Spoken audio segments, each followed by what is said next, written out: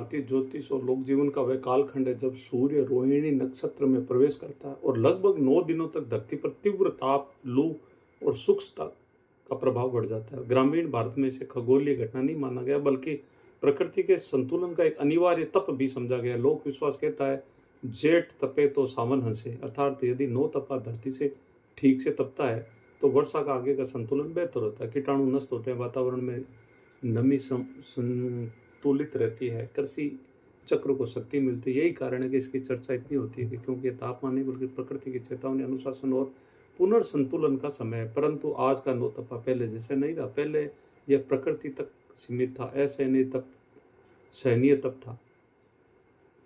तब यह मनुष्य द्वारा बढ़ाई गई कृत्रिम आग का विस्तार बन गया है। कंक्रीट के जंगल कटते, वृक्ष धधकते, एसी से कंप्रेसर, डामर की सड़कों से उठती तपिश, जल स्रोतों का विनाश, प्रदूषण और अनियंत्रित उपभोग, इन सब ने गर्मी को केवल ऋतु नहीं रहने दिया बल्कि एक सामाजिक संकट बनाने। विडंबना देखिए कि मनुष्य गर्मी के भीतर भी सर्दी खोज रहा है। हर कमरे में एसी, हर वाहन में ठंडक, हर भवन में बंद खिड़कियां, और इसी कृत्रिम ठंडक के लिए बाहर की धरती को और अधिक तपाया जा रहा है। हमने अपने क्षणिक आनंद आराम के लिए, परंतु आने वाली पीढ़ियों के लिए अग्निकुंड तैयार कर रहे हैं। 9 तपा इसलिए भी महत्वपूर्ण हो जाता है क्योंकि मनुष्य के अहंकार की परीक्षा लेता है। लू जब चलती है तो अमीर, गरीब, मनुष्य, पशु, पक्षी सबको समान रूप से झुलसाती है। सड़क के किनारे बैठा मजदूर, खेत में खड़ा किसान, सूखते तालाब के पास से भटकती गाय और छतों पर पानी ढूंढती चिड़िया, सब इस तप के सहभागी बन जाते हैं। प्रकृति मानो कहती है कि यदि तुमने धरती को केवल उपभोग की वस्तु समझा तो ऋतुएं ही प्रतिशोध लेना सीख जाएगी।